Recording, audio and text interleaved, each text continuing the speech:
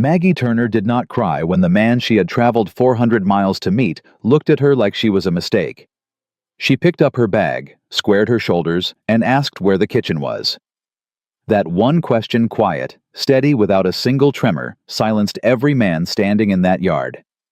This is the story of a woman the whole town wrote off before she spoke a word, and the mountain cowboy who almost made the worst decision of his life. If this story moves you, subscribe, drop your city in the comments, and let's see how far Maggie's story travels. The stagecoach was 40 minutes late. Caleb Morgan had been standing in the sun since before it crested the eastern ridge, and by the time the wheels finally rolled through the gate of Morgan Ridge Ranch, he had already counted 17 things that needed doing before sundown. The fence post on the north pasture, the feed order that hadn't arrived, the water pump on the south well making a sound it had no business making. He was not a man who stood still easily. But he stood still now, because he had been waiting for this particular coach for 6 weeks. He hadn't told anyone what he was expecting exactly. He'd answered a correspondence advertisement in the Colorado Springs Gazette, a placement service that matched working ranches with capable women, willing to relocate for household management, and if both parties agreed, matrimony. He hadn't written for romance. He'd written because the ranch was collapsing without someone to run the interior, and he was too proud to admit that to anyone in town. The advertisement had specified capable woman experienced in household management, physically suited to high-altitude ranch labor, accustomed to hard work and limited comforts. He had been clear. He had been practical. He had not been prepared. The coach door swung open, and Maggie Turner stepped down onto the Colorado dust. She was large, not merely full-figured, not soft in the way some men described as comfortable. She was a big woman, wide-shouldered and heavy through the middle, her dark blue traveling dress dark with sweat at the collar, her face red from the summer heat that had been cooking the mountain valley since June. She had one bag, a worn carpet bag that had been repaired at the handle twice by the look of it. She set it down in the dust at her feet and looked at the ranch with calm, assessing eyes. Not nervous eyes, not hopeful eyes, assessing. Like she was deciding something not waiting to be decided about. Caleb didn't move. Behind him, ranch foreman Dale Pruitt made a sound half-breath, half-word, and leaned toward him. "That's her." Dale said, voice low, but not low enough. Two of the ranch hands near the water trough had stopped what they were doing. Young Pete Lacey had forgotten entirely that he was holding a rope. He just stood there with his mouth operating silently. Caleb said nothing. Maggie Turner picked up her bag, walked the 20 feet between them without hurrying, and stopped 4 feet in front of Caleb Morgan. She looked up at him. He had 6 inches on her easily, and she did not smile the way women smiled when they wanted approval. She looked at him the way a carpenter looks at a warped piece of timber, working out whether it was salvageable. "Mr. Morgan," she said. Her voice was even, no country softness in it, no city sharpness either. Just a voice that had learned to hold its own ground. "Miss Turner," he said. The silence between them lasted long enough for Dale to shift his weight. Caleb looked at her. He looked at her the way a man looks when he is trying to find a polite arrangement for something he has already decided, and he had the sudden and humiliating awareness that she could see exactly what he was doing. "You can't stay here," he said, "if you can't work." He had meant it to come out differently. He had meant it to come out as practicality, as the kind of plain-spoken rancher's honesty that men in this valley respected. Instead, it came out as what it was, a challenge. A door held barely open. Maggie Turner did not flinch. She looked at him for one long moment, and then she said quietly, and without any performance in it at all, "Then show me where to start." Dale Pruitt did not like her from the first hour. He made that clear in the way men make things clear when they don't want to be accused of making anything clear through silences, through the angle of a shoulder, through the particular way he addressed Caleb just loudly enough for her to hear. "Kitchen's a wreck," he said to Caleb while Maggie stood 6 feet away with her bag still in her hand. "Nobody's run it properly since Mrs. Aldridge left in March. It's going to take somebody with real experience to sort it out."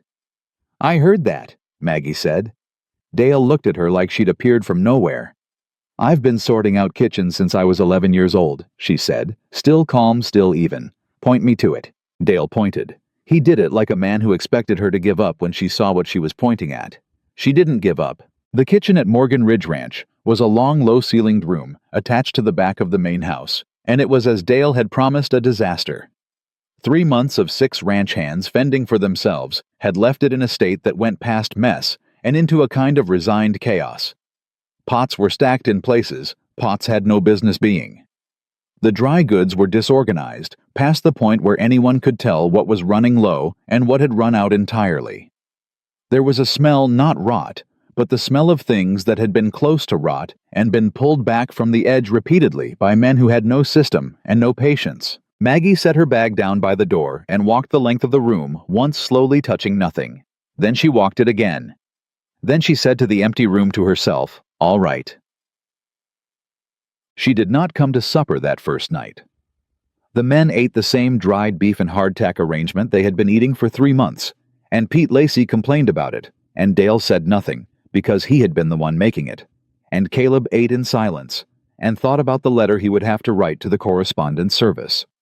He had decided somewhere between looking at her stepping off that coach and watching her disappear into that kitchen that she would need to go back. It was a practical decision. It had nothing to do with her appearance. He told himself that 4 times, which was 2 times too many. It was about the ranch's reputation, about what the men would think, about what the town would say. Morgan Ridge sent for a mail-order bride and got. He stopped that thought. He would write the letter in the morning. He would be decent about it. He would pay for her return passage. He went to the kitchen after supper to tell her. The lamp was burning inside. He stopped in the doorway. The room was not transformed. It would take days for that, but it was different. She had organized the dry goods by category along the back shelf. She had scrubbed the work table down to clean wood. She had identified the pots by size and hung the ones worth keeping on the rack overhead. She had found apparently an old iron skillet behind the water barrel that someone had abandoned for reasons he couldn't fathom. And she was seasoning it now over low heat, and the smell coming off it was just fat and iron and heat. But it was an organized smell, a purposeful smell. She had her back to him. He stood there with the letter half composed in his head. She said without turning, "If you've come to tell me to go, Mr. Morgan, I'd ask you to wait 3 days." He said nothing. She turned then, and she looked at him with those same assessing eyes, and she said, 3 days. Feed your men 1 decent meal a day for 3 days. If you still want me gone after that, I'll go without argument.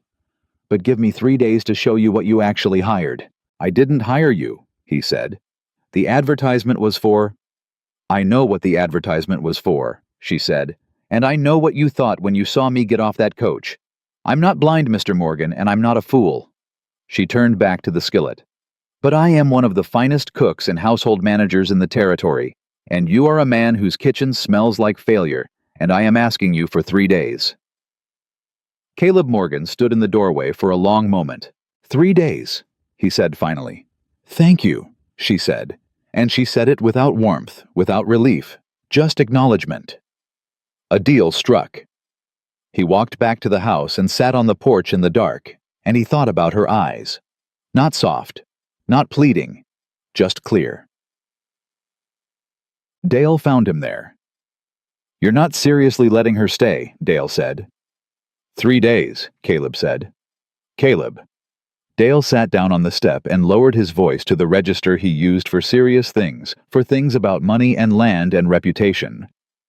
You know what they're already saying in town. Ridley from the feed store was out here this afternoon for the grain order, and he saw her, and he's going to talk. You know he's going to talk. People always talk. Not like this they don't.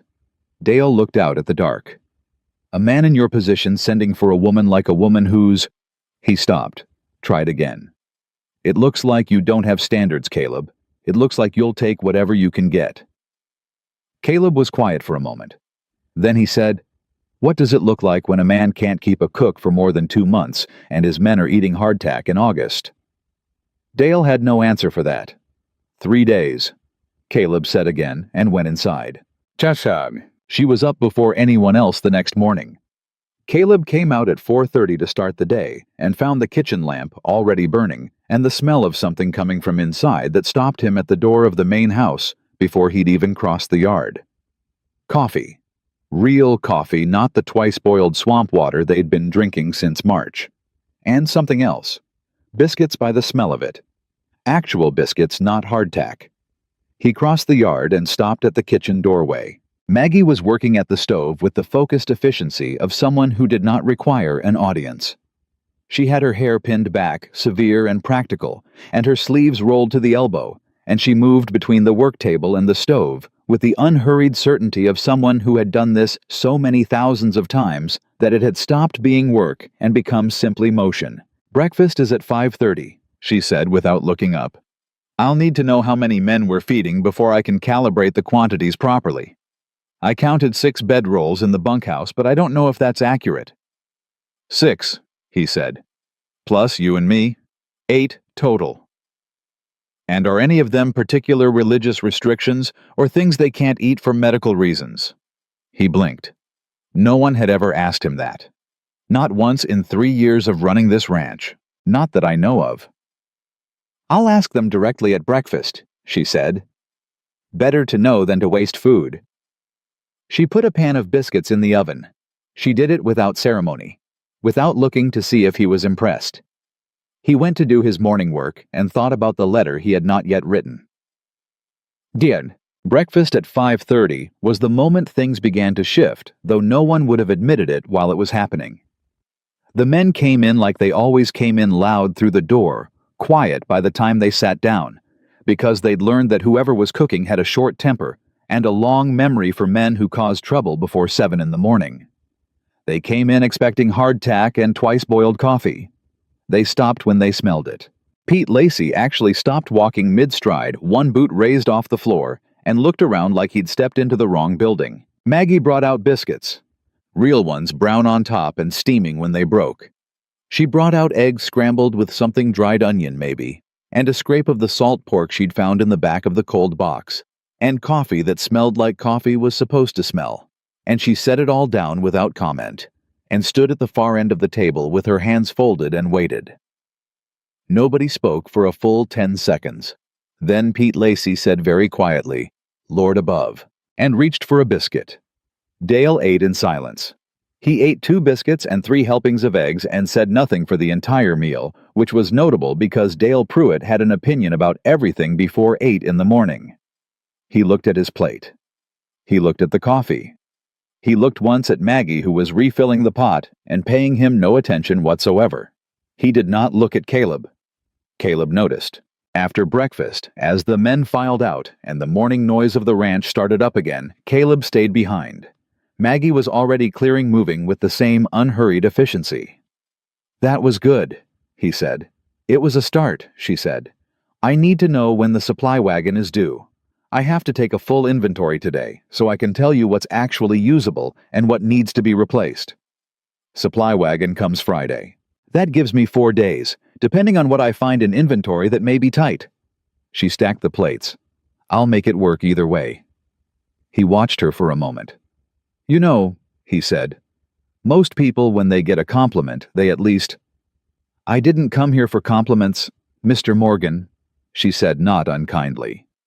"I came here because you needed someone. Save the compliments for when I've actually done something worth complimenting." He left the kitchen feeling for the first time in longer than he could name, like he might have made a decent decision after all. Town came calling on the second day, not officially. Nobody knocked on the door and announced themselves as town. It arrived in the form of Clara Briggs, wife of the Briggs, who owned the dry goods store in Millhaven, who happened to be driving past Morgan Ridge with her daughter on the way to visit a cousin 3 miles further up the valley, and who happened to notice the woman in the kitchen yard beating dust out of a rug with the methodical violence of someone who had a personal grudge against dirt. Clara Briggs pulled her wagon to a stop on the road. Maggie kept beating the rug. "You'd be the new woman," Clara called out. Maggie looked up. "I'd be Maggie Turner," she said. "You'd be—" Clara Briggs was not accustomed to being met with a question. "Clara Briggs," she said with the particular primness of a woman who expects her name to be recognized. "My husband supplies most of the dry goods in this valley. I imagine you've been using our flour." "I have," Maggie said. "It's good flour, a little inconsistent in grind, but good." Clara blinked. I heard, Clara said more carefully now, that Caleb Morgan had sent for a bride. He sent for a capable woman, Maggie said, which is what the advertisement specified. Whether anything else comes of it is between him and me. You're not what most men in this valley would what Mrs. Briggs. The words came out clean and direct, and Clara Briggs found herself without a sentence to finish. Because the ways she might finish it, would consider presentable, would expect, would choose all of them, said aloud in the August sun, to a woman looking at her with those level eyes, sounded exactly like what they were. Clara Briggs gathered herself. I'm only saying, she said, that people talk. I know they do, Maggie said pleasantly. I find the best response to talking is doing. Good day, Mrs. Briggs. She went back to the rug. Clara Briggs drove on. And in Millhaven by nightfall, the story had grown 3 new details it hadn't started with. Caleb heard the version Dale brought him over the fence line that afternoon. She apparently told Clara Briggs that she didn't answer to the town's opinion, Dale said with a tone that communicated his own view clearly without requiring him to state it. Sounds like what she said. Caleb agreed. Caleb, this isn't... Did she say anything that was false? Dale stopped. Did she insult the woman? Caleb continued. Did she make a scene? She just the way she talked to her. How'd she talk to her? Dale searched for the word. Equal, he said finally, like it was something that required explanation. Imagine that, Caleb said, and went back to the fence line. On the 3rd evening, Maggie made beef stew. It should not have been anything remarkable. She had a limited inventory. The supply wagon was still 2 days out, and what she had was basic dried beef reconstituted in water, late summer vegetables from the kitchen garden that had been left to go largely to seed dried herbs, a carefully managed portion of salt. It should have been the same thin-tired stew that ranch kitchens across Colorado produced every other Tuesday. It was not. She had done something with it that Caleb could not have named, some combination of timing and layering and patience, and when the men sat down that 3rd evening, the kitchen was quiet in a different way than it had been quiet before. Not the quiet of men tolerating food.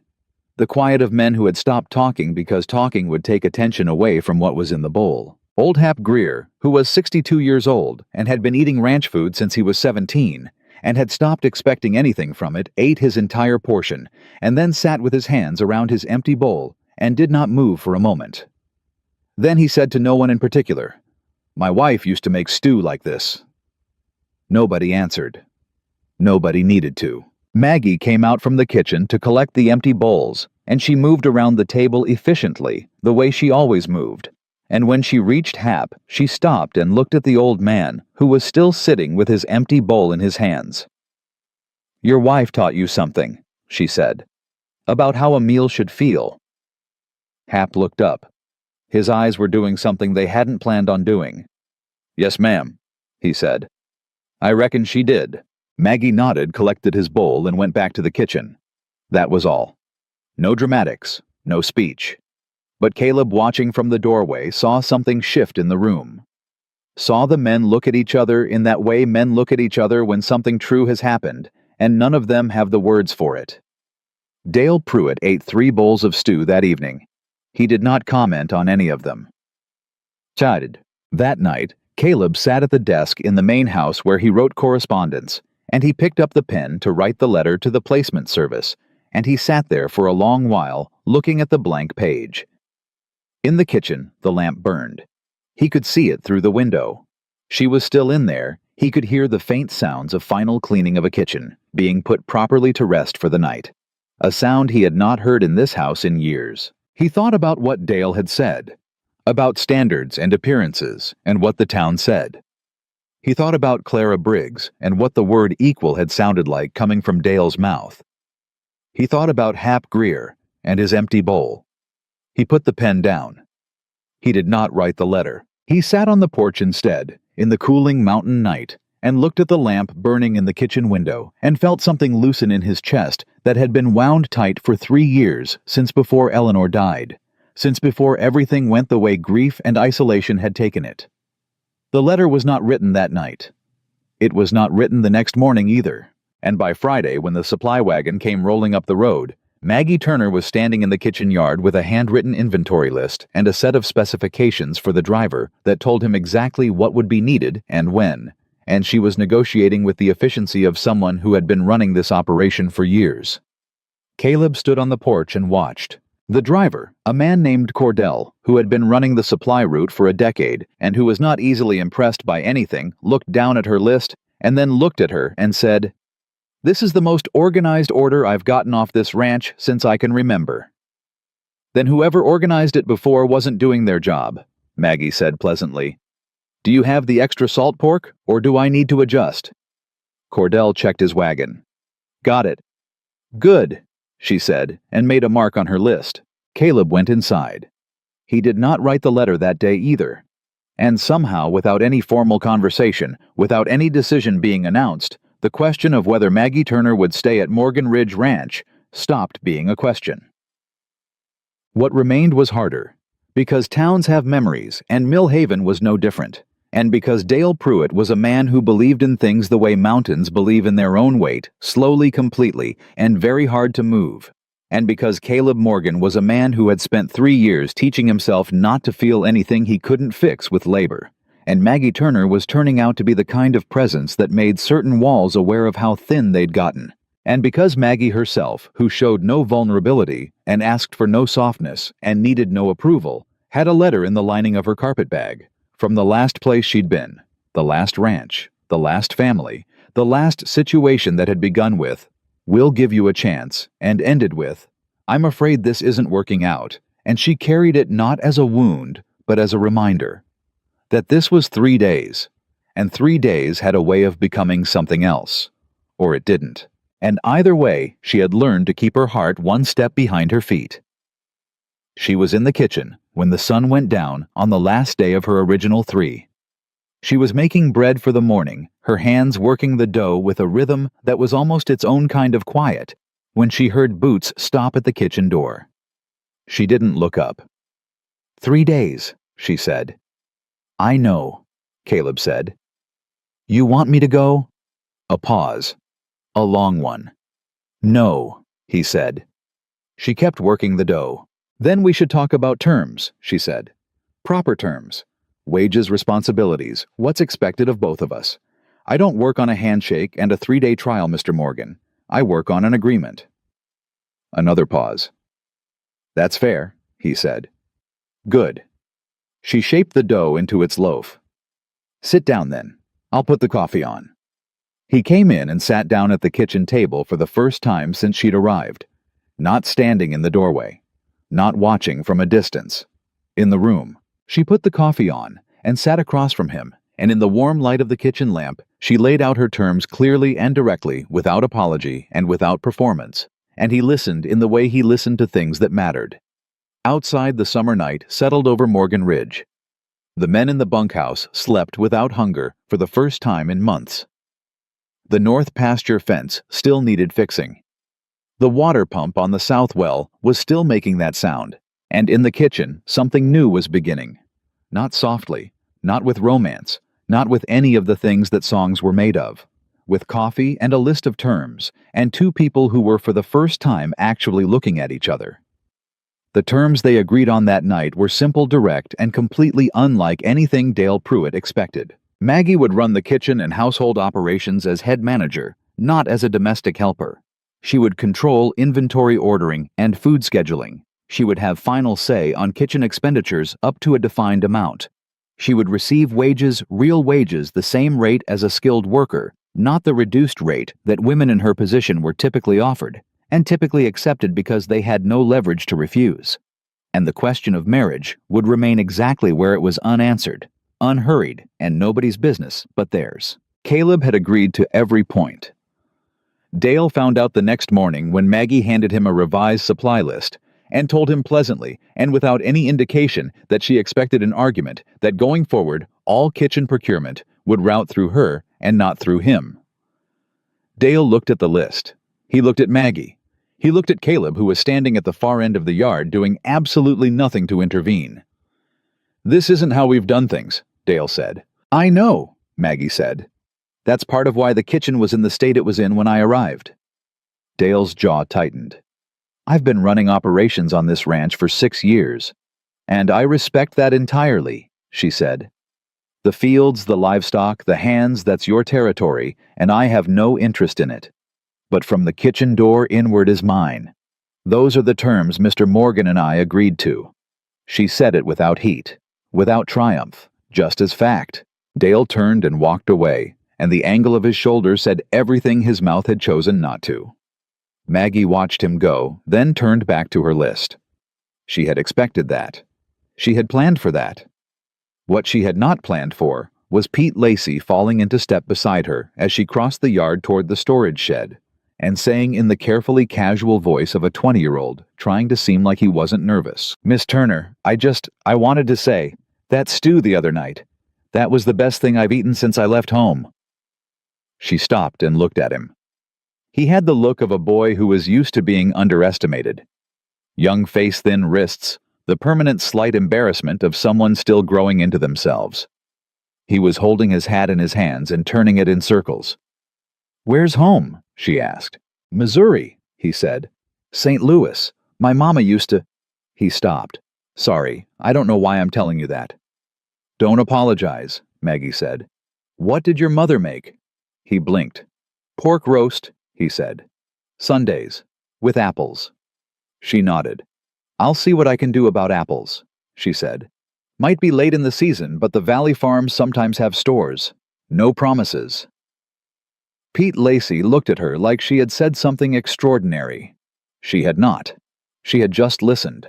But she had learned over the years of this work that listening was rarer than most people thought, and that men who were far from home felt its absence most. She went to check the storage shed, and left him standing there in the yard, with his hat still turning in his hands, and something on his face that was very close to relief.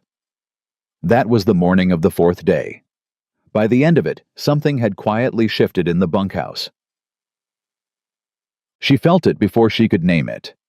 It wasn't warmth exactly, not from all of them, not yet. But the mockery that had been low and constant in the first 2 days, the comments made just within earshot, the laughing that stopped too abruptly when she walked past, that had gone quieter. Not gone. Quieter. Old Hap Greer started leaving firewood stacked outside the kitchen door in the morning without being asked and without mentioning it. She noticed it on the 5th day and said nothing about it because Hap was a man who did things by action and would have been embarrassed by acknowledgement. She just made sure his coffee was always the first poured and the hottest in the room. They understood each other, she and Hap, the language of people who expressed care through doing rather than saying. Dale was the harder problem. Not because he was cruel, he wasn't exactly. He was a man who had run this ranch for 6 years, and who had developed over those 6 years a precise and load-bearing sense of how things worked and where the authority sat. Maggie's arrival had not just added a person to the household. It had moved something structural, and Dale felt that movement the way a man feels a shift in the foundation of a building he's lived in a long time. He wasn't wrong to feel it. That was what made him difficult. She caught him at the storage shed on the 6th day, going through the supply inventory she had organized and cataloged and marked in a system that was clear and logical and entirely different from whatever approximate method had been in use before. He was looking at her labels. "Something you need?" she asked from behind him. He turned, and for a moment she saw something in his face that was almost embarrassment, caught looking studying her system, which meant he was trying to understand it. Which meant part of him acknowledged that there was something to understand. "Just checking stock," he said. "The coffee is running lower than the list shows," she said. "Someone's been taking it without marking it. It's not a problem if they tell me, but I need to know so the order reflects it." Dale looked at her. "That might have been me," he said reluctantly. "I figured," she said. "Now I know. Would you like me to keep a separate small supply in the bunkhouse so you don't have to come to the kitchen for it?" He blinked. He had been prepared for a lecture, for a reprimand, for the particular wounded look that some women deployed when they wanted a man to feel guilty. He had not been prepared for a practical solution offered without ceremony. "That'd be yeah," he said. That'd work. I'll set it up today, she said, and walked past him into the shed. He stood at the door for a moment. Then he walked away, and this time the angle of his shoulders was different. She had not won Dale Pruitt over. That would take longer, and would not be won by biscuits or pragmatism alone. But she had opened a door a half-inch, and she knew from experience that a half-inch was how it started. What she had not accounted for was the town. Millhaven was small as Colorado Territory. Towns went 300 people a main street, with the essential businesses, a church that everyone attended for different reasons, and a social atmosphere that functioned on information the way a fire functions on air. News fed it. Gossip gave it oxygen. And the story of Caleb Morgan's mail-order arrangement had been burning steadily since the moment Ridley from the feed store drove back from Morgan Ridge with what he'd seen. It arrived for Maggie in the form of an invitation. Clara Briggs apparently was on the committee for the Millhaven Ladies' Social Circle, which met on the third Thursday of each month, and which extended its charitable hospitality to newcomers in the valley, particularly women who might benefit from the guidance and community of established families. The invitation was written in the particular language of such things, gracious on the surface and purposeful underneath. Caleb brought it to her in the kitchen, holding it like he wasn't sure what it was. "You don't have to go," he said. "I know," she said. She read it once, turned it over, read the back as if there might be additional information there that would change her interpretation, and then set it flat on the work table. "I'll go." Caleb looked at her. They're not entirely. "I know what they are," she said. "They're women who want a closer look. They've heard something, and they want to see if what they heard matches the thing itself." She dusted flour from her hands. Better to let them look and get it over with than to have them speculate for 6 months. "They'll say things," he said. "Mr. Morgan," she said with the particular patience she used when she was being clear without wanting to be unkind. "People have been saying things about me my entire life. I've outlasted every single one of them. I expect I'll outlast this batch too." He looked at her for a moment. Something moved through his expression that she could not entirely read, not pity, she was certain of that. Something closer to recognition, and something closer still to shame. "I'll drive you," he said. "You don't have to." "I'll drive you," he said again, firm, final. She looked at him. Then she looked back at the bread she was making. "Thursday, then," she said. Thursday came, the way difficult things come too quickly and with too much sun. The ladies' social circle met in the back room of Clara Briggs's house, which was larger than most houses in Millhaven, and furnished with the precise care of a woman who understood that objects communicated status. There were 8 women seated when Maggie came in. She counted them before she sat down the way she counted everything as data, as information about the landscape she was entering. Clara was at the head. Of course. Then Mrs. Ridley, wife of the feed store man, who had the faintly apologetic expression of a woman married to the town's primary information source. A young woman, maybe 19, with clever eyes, she turned out to be the schoolteacher name of Josephine Watts, and Maggie upgraded her assessment of the town slightly upon learning this. The others were ranchers' wives, farmers' wives, the woman who ran the post office, and an older woman in the corner named Dolores Hatch, who said almost nothing, and watched everything, and reminded Maggie uncomfortably of herself. "Miss Turner," Clara said, with the warmth that was not quite warmth. "We're so glad you could join us. We thought it important to welcome you properly to our community." "That's kind," Maggie said, and sat down in the empty chair that had been left slightly apart from the others, in a way that might have been accidental, and was not. The conversation that followed was a skilled piece of social engineering. Compliments wrapped around questions. Curiosity dressed as concern. Clara led it, and the others followed in the way of women who have established a clear hierarchy and see no reason to question it. "And how are you finding ranch life?" Clara asked. "It's quite demanding, I'd imagine, for someone who is new to the territory.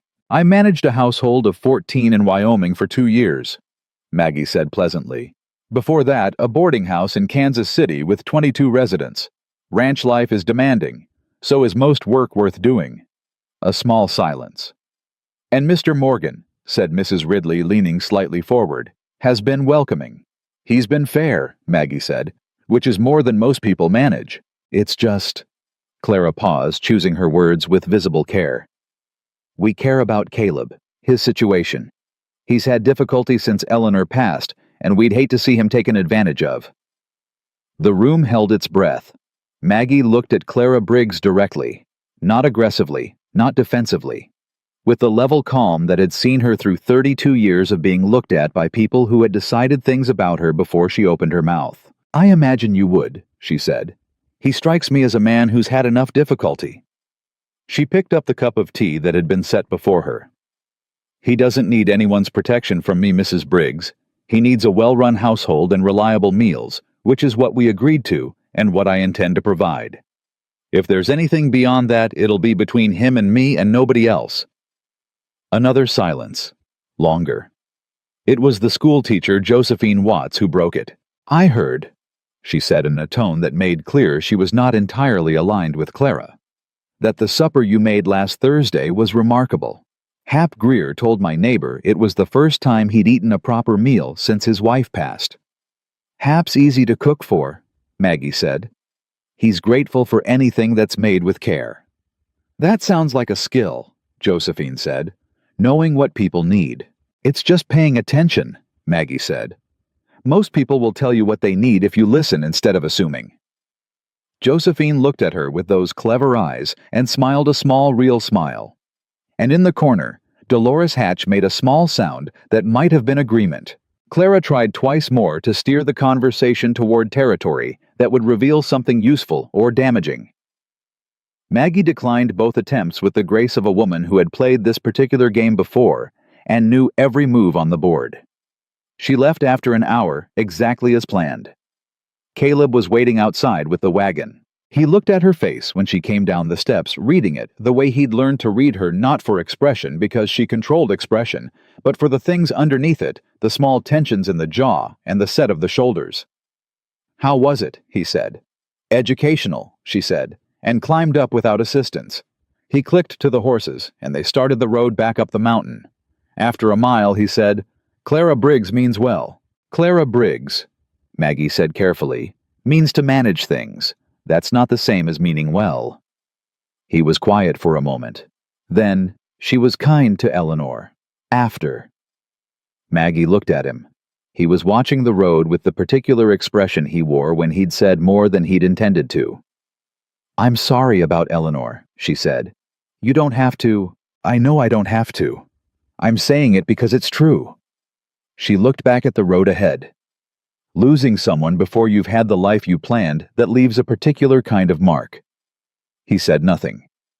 "You don't have to tell me about it," she said. "I'm not asking. I'm just saying I see it." The wagon rolled on. The road climbed. Summer pressed down on the valley below them. He said eventually quietly, "She was sick for a long time. We thought she was getting better. She wasn't." "I'm sorry," Maggie said again. "The ranch went sideways after," he said. "Not because I couldn't manage it. I could manage it. I just—" He stopped. Everything that made it worth managing felt different. Maggie listened. She did not fill the silence with reassurance or advice, or the particular noise people made when they were uncomfortable with another person's grief. She just listened, and the wagon moved, and the mountain held its shape against the sky. "That stew you made," he said after a long while. "The first night, Eleanor used to make something like it." "Hap mentioned his wife too," she said. "About the stew." "Food does that," Caleb said. "It goes back to things." "Yes," she said. "It does." They did not speak again for the rest of the drive, but it was a different kind of silence than the ones before it. Not the silence of two people who had nothing to say. The silence of two people who had said something real and were taking careful account of it. The supply crisis hit on a Tuesday, and it hit without warning. The wagon that was supposed to arrive from the southern distribution point never came. By Wednesday morning, when it was clear it wasn't delayed, but simply wasn't coming. A broken axle 3 days south, word arriving via a rider who looked like he'd pushed his horse hard to bring it. Maggie was already in the storage shed doing what she did when problems arrived, which was count. She counted everything, twice. She made a list on 2 pages of the ledger book she'd bought with her own money in Millhaven, because the ranch had not had a proper ledger in the kitchen since someone unspecified had used the last one to wedge a cabinet door. Then she sat down at the kitchen table and did arithmetic. What she had, what she needed, how many days, what could be stretched and how, what couldn't be stretched and what that meant. Dale found her there mid-morning, 2 pages of numbers in front of her, coffee gone cold. "Heard about the wagon," he said. "Sit down," she said. He sat. It was, she noted, the first time he had done so voluntarily. She turned the ledger toward him and let him look at the numbers. "We're short," he said.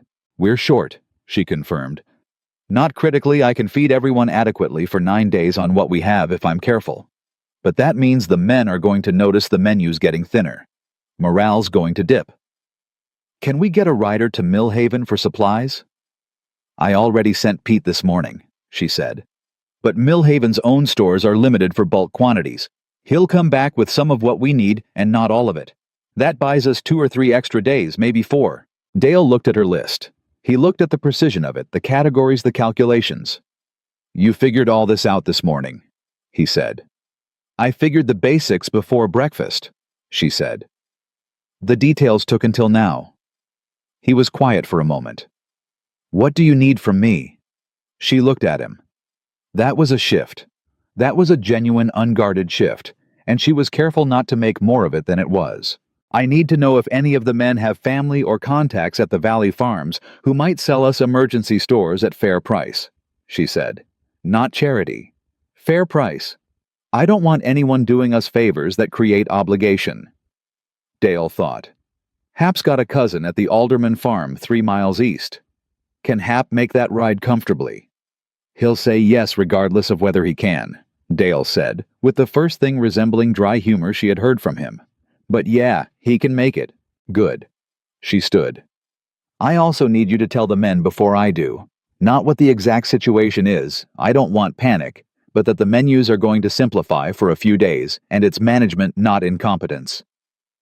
Dale looked at her. "You want me to defend the kitchen to the bunkhouse?"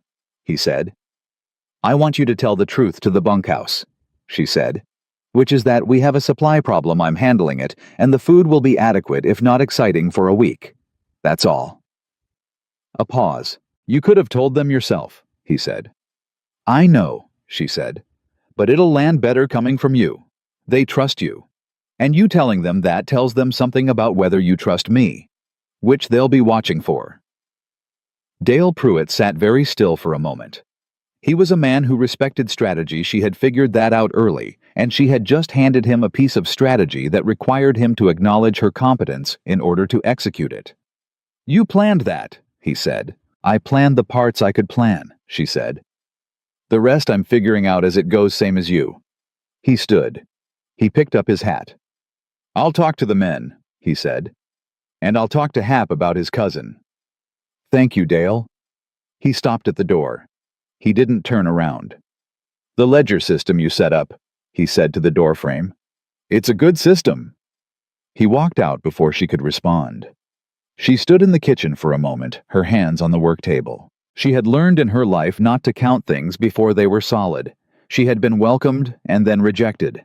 She had been trusted and then not trusted. She had built things in kitchens and households that had been taken apart when she was let go, and she had learned to hold every belonging loosely, to not settle too deep, to keep one part of her heart in reserve against the eventual morning when the arrangement ended. But she stood in the kitchen of Morgan Ridge Ranch with Dale Pruitt's reluctant praise still in the room, and she let herself just briefly feel the particular warmth of a wall coming down. Just briefly. Then she went back to her arithmetic and started planning meals for 9 days on short supplies, because there was work to do, and the work was what she knew, and the work was what held everything together. Caleb found out about the supply situation at midday when he came in for coffee, and found the kitchen reorganized in a way that took him a moment to process everything still in its place. But the portions, scaled, the arrangements, subtly shifted in the way a chess player shifts pieces to protect a position.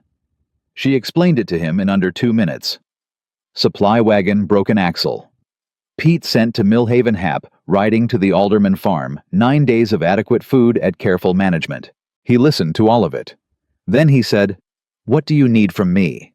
And she said, "I'll tell you if that changes." He looked at her. "You sure?" "I've managed tighter than this," she said. "In Wyoming, we had 4 days of provisions and 16 people and no access to resupply. We were fine." "What happened?" "I got creative," she said simply. He was quiet for a moment, and she could see him reassessing something. Not reassessing her. He had been doing that continuously since the first morning, but reassessing his own understanding of what she had already survived before she ever set foot on his land. "All right," he said. "You'll tell me if it changes." "I will," she said. He picked up his coffee and headed for the door. Then he stopped. "Maggie," he said. It was the first time he had used her given name. She looked at him. "I'm glad you didn't go back," he said. He said it to the doorframe the way Dale had said things to doorframes, and she understood suddenly that this was what Morgan Ridge men did when they were being honest. They said the true thing to an exit point, so there was somewhere to go after. She looked at his back for a moment. "So am I?" she said quietly. He walked out. Outside, the summer heat pressed down on the yard, and Hap Greer was saddling his horse for the ride to the Alderman farm, and Pete Lacey was somewhere on the road to Millhaven with a list she had written in careful, clear handwriting, and Dale Pruitt was in the bunkhouse telling the men something that required him to acknowledge that the woman in the kitchen knew what she was doing, all of it moving, all of it somehow holding together. She stood at the kitchen window and looked out at the ranch. Then she turned back to the stove, because in 3 hours, there were 6 men who needed to eat, and the food wasn't going to make itself, and she had never yet found a problem that couldn't be at least partially addressed by feeding people well. She picked up her spoon.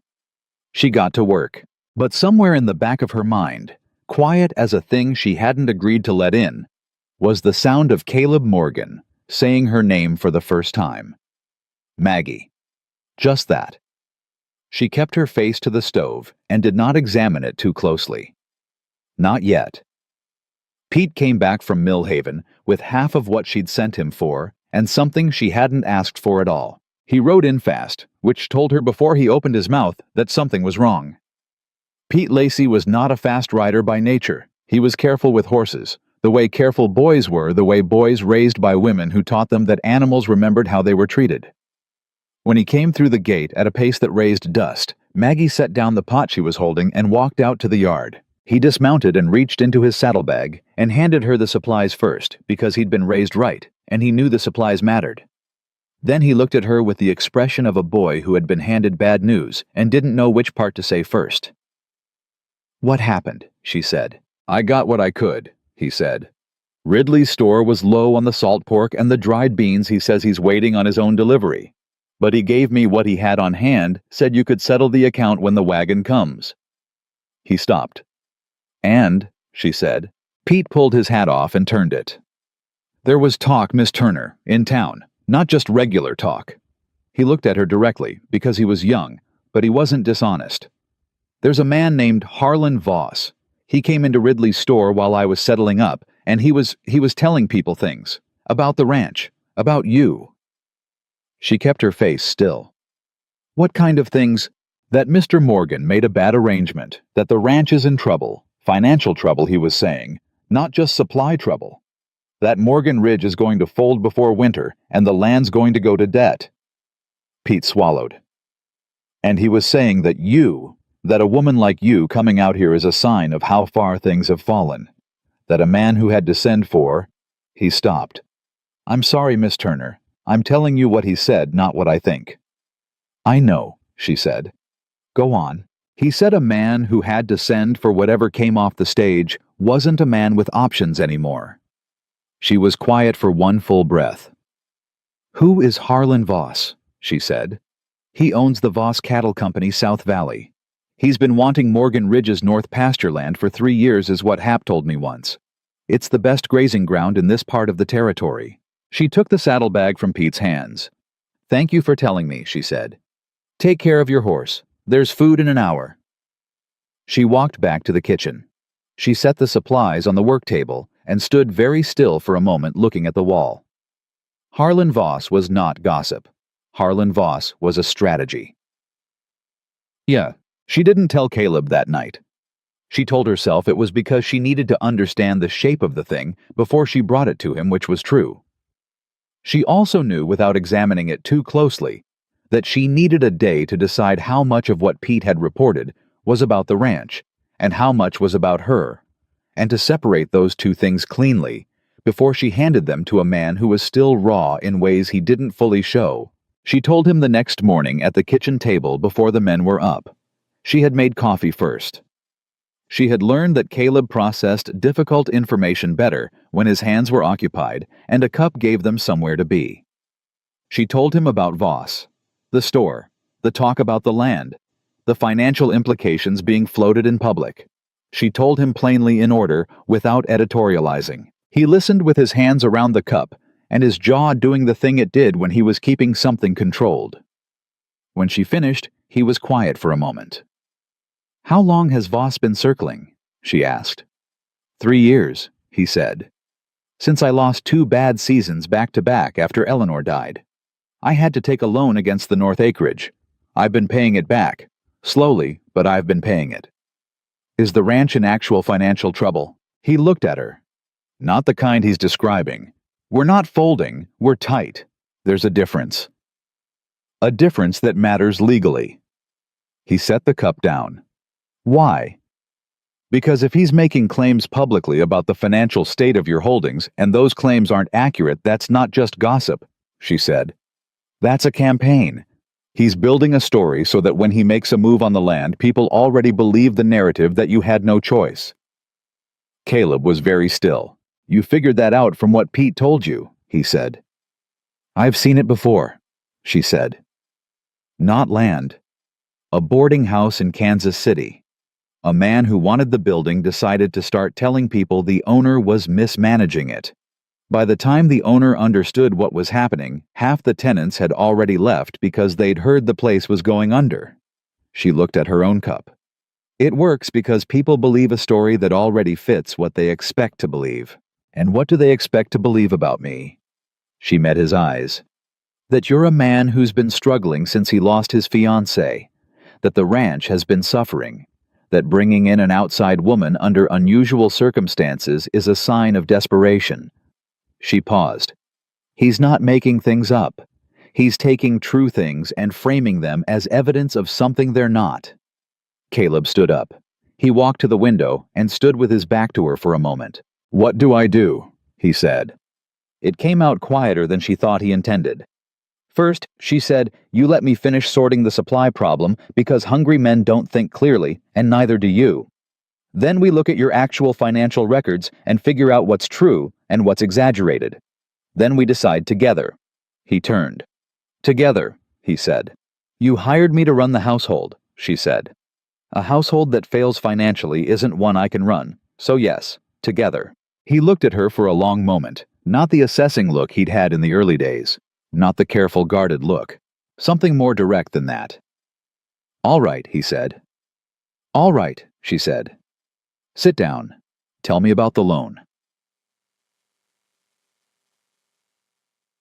Hap came back from the Alderman farm that afternoon with 2 mules loaded with provisions and a handshake deal that Maggie settled with a letter she wrote herself in clear commercial language, specifying fair price and repayment timing. Old Jacob Alderman Hap reported had been pleased to be asked properly. He said most people come wanting favors, Hap told her. Setting the provisions on the kitchen table with the careful manner of a man who understood, he was bringing good news. "You come wanting a transaction." He liked that. "A transaction respects both parties," Maggie said, already unpacking and categorizing. "A favor creates obligation. I don't like obligation." Hap watched her work for a moment. "You've thought about this kind of thing a lot," he said. "When you spend your life needing things from people," she said, "you learn the difference between asking as an equal and asking as a dependent. One of them has a cost, the other doesn't." Hap was quiet. Then, "You sound like my Ruth. She had a way of making things plain." "She sounds like a smart woman."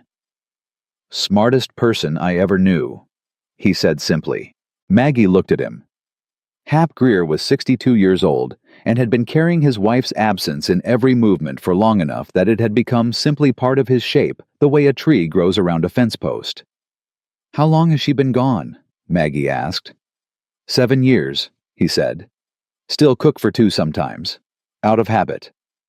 She nodded. She did not say she was sorry. He knew she was, and saying it again would have made it about comfort instead of truth. The stew, she said. The first night. You said she made something like it. Almost the same, he said. She had a way with dried herbs, made everything taste like she'd been working on it for days, even when it was quick. He paused. How'd you learn to cook like that? My grandmother, she said. And necessity. When you're cooking for people who are tired and far from home, you learn fast that food isn't just food. It's the one thing in the day that can feel like something good. Hap looked at her with the clear eyes of an old man who had stopped performing anything. You're a good woman, Miss Turner, he said. I hope this place figures that out before it does something foolish. She looked at the provisions she was unpacking. So do I. Hap, she said quietly. So do I. The crisis deepened on Thursday, not the supply crisis that was being managed day by careful day with the provisions from Alderman's farm, stretching further than they should have because Maggie was cooking with the focused precision of someone performing surgery. The men had noticed the simpler menus and said nothing, which meant Dale had talked to them, and they had listened, which meant something had settled in the bunkhouse that hadn't been there before. The crisis that deepened on Thursday had a name, and the name was Harlan Voss. He came to the ranch himself. Caleb was out on the north pasture when the man rode through the gate, and it was Maggie who saw him first, because Maggie was always the first to see things. It was what happened when you spent your life being overlooked. You developed the habit of watching. He was a large man. Not heavy large in the particular way of men who had been physically powerful once and had converted that power into authority so gradually that they no longer needed the muscle. He rode well. He had a hat that cost more than most men in the valley spent on food in a month. He looked at her in the kitchen yard, the way men like him looked at women like her past mostly. A brief register, a dismissal, a redirect toward whatever he'd actually come for. Caleb Morgan, he said. Not here, she said. You'd be Harlan Voss. That stopped him. He had not expected to be known. I am, he said, and you'd be the new arrangement. She looked at him steadily. I'm the head of household management at Morgan Ridge Ranch, she said. Maggie Turner. Mr. Morgan is on the north pasture. I can send for him, or you can ride out to meet him, or you can leave a message, and he'll come to you when he's done with his work. Voss looked at her for the first time. Really looked. Send for him, he said. Pete, she called without looking away from Voss. Pete appeared from the barn, reading her voice correctly. Ride out to Mr. Morgan on the north pasture, she said. Tell him Mr. Voss is here. Pete went for his horse. Voss dismounted. He looked around the yard with the assessing gaze of a man who was calculating value. Things look better than I expected, he said as if to himself. Were you expecting something specific? She said. He looked at her. He was reassessing. She could see it happening. She had been present and direct, and entirely unintimidated, which was not what he'd planned for. Just that I'd heard things were difficult here, he said smoothly. Supply issues, management problems. Every operation has challenges, she said. The measure of an operation is how it handles them. Would you like to wait inside? He did not want to wait inside. Waiting inside was being managed, and he had come to manage. I'll wait here, he said. As you like, she said, and went back into the kitchen. She left the kitchen door open. She could hear him in the yard.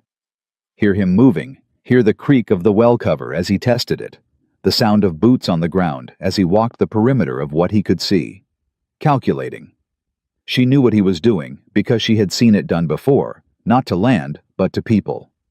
The way certain people walked into a room and immediately began measuring what it would take to own it. She started the noon meal and she thought about what she knew and what she didn't know, And she thought about the loan Caleb had told her about that morning, the terms, the timeline, the amount outstanding. And she thought about what Caleb had not said, which was that the loan came due for a lump review in 60 days, and the lender was a bank in Colorado Springs that had changed ownership twice since the original agreement, and the current owner of that debt was a holding company whose primary investor, according to the paperwork Caleb had shown her with the particular shame of a man unfolding something he'd hoped not to have to unfold, was a man named Voss.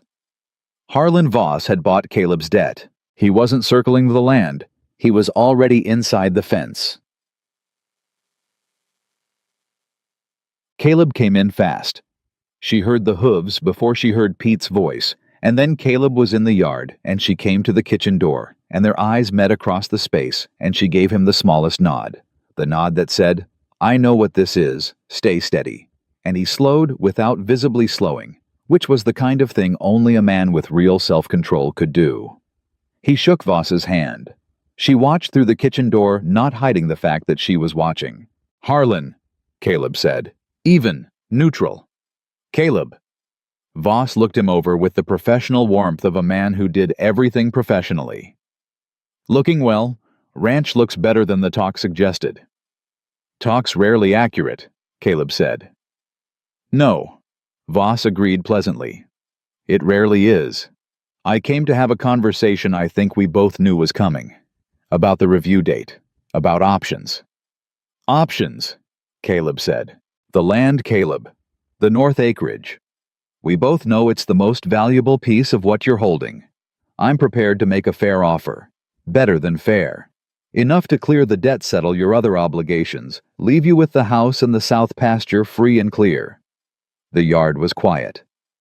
"You'd leave me half a ranch," Caleb said. "I'd leave you the half that isn't underwater," Voss said. "And I'd call that generous given the position you're in." Caleb looked at him. He looked at him with the particular expression of a man who is performing a calculation in real time, not about money, about something else, about what he was willing to do and what he wasn't. "I'll think about it," Caleb said. "The review date's in 60 days, Voss said. "Don't think too long." Voss rode out. Caleb stood in the yard until the sound of the hooves faded. Then he turned and walked to the kitchen door, and Maggie stepped back to let him in. And he sat down at the kitchen table exactly the way he'd sat down that morning, with his hands in front of him and something heavy behind his eyes. "You heard," he said. "Most of it," she said. She put coffee in front of him. "He bought the debt," Caleb said. "I didn't know until you pointed it out this morning. I should have known. I should have—" He stopped. "You were managing a lot of things alone," she said. "That's not an excuse." "No," she agreed. "It's not. But it's a reason." She sat down across from him. 60 days is not nothing. 60 days is time. He looked up. "To do what?" "To look at the actual numbers," she said. "All of them. Not the story Voss is telling about the numbers, the actual numbers. What's owed, what's coming in, what can be restructured." She looked at him directly. "I've managed household budgets for operations bigger than this in worse situations. I'm not a banker, but I know what numbers look like when they're arranged to look worse than they are."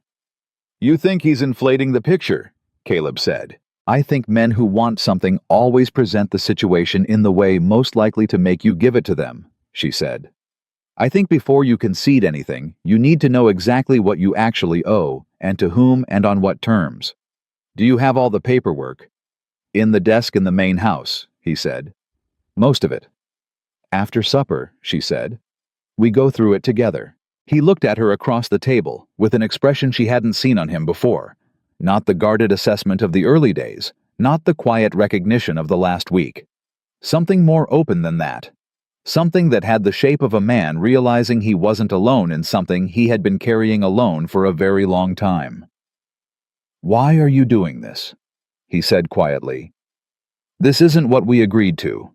The terms we set, this isn't your obligation." Maggie looked at him. "No," she said. "It isn't." She said it without flinching, without apology, and then she said, "But you didn't turn me away when you had every reason to, and I don't walk away from people who didn't walk away from me." He held her eyes for a moment. Then he said very quietly, "Thank you." "Don't thank me yet," she said. "We haven't looked at the numbers." The numbers, as it turned out, were not as catastrophic as Voss had framed them. They spent 3 hours at the desk in the main house after supper with the lamp burning and the papers spread in the systematic order Maggie imposed on everything she touched, not because disorder bothered her aesthetically, but because disorder hid things and she wanted everything visible. The loan was real. The debt was real. The 60-day review was real. But the outstanding balance, when calculated against the current payment schedule and what had already been repaid, was significantly less than what Voss had implied when he'd talked about the position Caleb was in. And the terms of the original agreement, which predated Voss's acquisition of the debt, included a renegotiation clause that the current holder was legally bound to honor. Maggie found that clause on page 4 of a document that had been folded wrong for so long it had a permanent crease across the relevant paragraph. She smoothed it flat. She read it twice. She said it in front of Caleb. He read it. He read it again. "He knows this is here," Caleb said. "Of course he knows," she said. "He bought the debt. He read every word of it. He came here today betting that you hadn't." Caleb was very still. "He could have come in 60 days with a lawyer," Maggie said. "Pushed you to the wall. Instead, he came now before the deadline offering you an exit that serves him. That's not generosity. That's a man who isn't certain of his position trying to close before you discover that." Caleb looked at her. "What do I do with this?" "You write a letter," she said, "to the bank in Colorado Springs. You invoke the renegotiation clause. You request a meeting. You bring every payment receipt you have. I counted them, they're all here, and you present your actual payment history." She tapped the paragraph. "This clause requires the lender to demonstrate that the debt is in default before any acceleration of terms. You are not in default. You are current. They cannot force a lump review if you invoke this properly. Can I write that letter myself, or do I need a lawyer?" "You need a lawyer to do it right," she said. "Is there one in Mill Haven?" "There's one in Colorado Springs. Write a preliminary letter yourself tonight invoking the clause. Get it out on the first rider tomorrow, then send word to the Colorado Springs lawyer immediately." She looked at him. "Voss is betting on speed. He wants this done before you understand what you have. So we move faster than he expects." Caleb looked at the paragraph one more time. Then he looked at Maggie Turner sitting across his desk in the lamplight with paper and ink ready, completely matter-of-fact, completely unfrightened, treating the thing that had been keeping him awake for months like a problem with a process. "Where did you learn to read contracts?" he said. "The boarding house in Kansas City," she said. "The owner, the one who lost the building, she showed me her documents after it was too late to matter. I spent 2 years reading everything I could find about property agreements and lender obligations, so I would understand it if I ever saw it again." She picked up the pen. "Are you ready to write?" He was. The letter went out on the first rider the next morning. Caleb didn't tell Dale what was in it. He told him only that there was a business matter being addressed with Colorado Springs, and that nothing about ranch operations was changing. Dale looked at him with the expression of a man who understood there was more and was choosing for once not to push. "All right," Dale said. "How are the men?" Caleb said. "Steady," Dale said. "Whatever Turner's doing with limited stores, they're not complaining. Hap told me this morning that the bean soup last night was the best thing he'd had all week, and I don't think he was exaggerating." Caleb almost smiled. "She's good." "She's better than good," Dale said with the particular reluctance of a man paying a compliment he had argued himself into over some time. She thinks like someone who runs things. Not helps run things. Runs things." Caleb looked at him. "I know I was against her," Dale said. He said it to the fence post in the Morgan Ridge tradition. "I'm saying I see what I see." "She'll be glad to hear it from you directly," Caleb said. "Sometime." "Don't push it," Dale said, and walked off. But he walked off without the rigid set of the shoulders that had been his default posture for 2 weeks, and Caleb noted that absence, the way he noted everything, Maggie had shifted without visibly shifting it. The response from Colorado Springs came in 9 days. 9 days of meals that somehow maintained dignity on diminishing stores. 9 days of Maggie running the kitchen with the controlled focus of someone managing a siege, and the men either not noticing the tightness or choosing not to name it. 9 days of Caleb working the ranch in the day and sitting at the desk in the evenings, reviewing every document she had sorted and organized into the kind of clear, coherent record that would be needed if this went to a formal dispute. And 9 days of something else slower and unspoken that neither of them addressed directly, but that was present in the kitchen in the mornings and at the desk in the evenings. The particular gravity that develops between two people who have been in a difficult situation together and have not failed each other yet.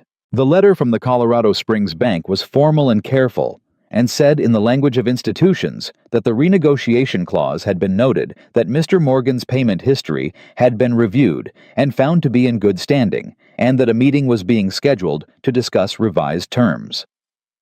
Harlan Voss had been informed. Caleb read the letter at the kitchen table. He read it once, put it down, picked it up, and read it again. Then he looked at Maggie, who was making bread and deliberately not watching him read it, which was something he had learned to recognize the way she arranged her attention when she was trying to give him space for a thing. "We've got a meeting," he said. She didn't look up from the bread. "Good. They acknowledged the clause." "I know," she said. "I read the letter before you woke up." He stopped.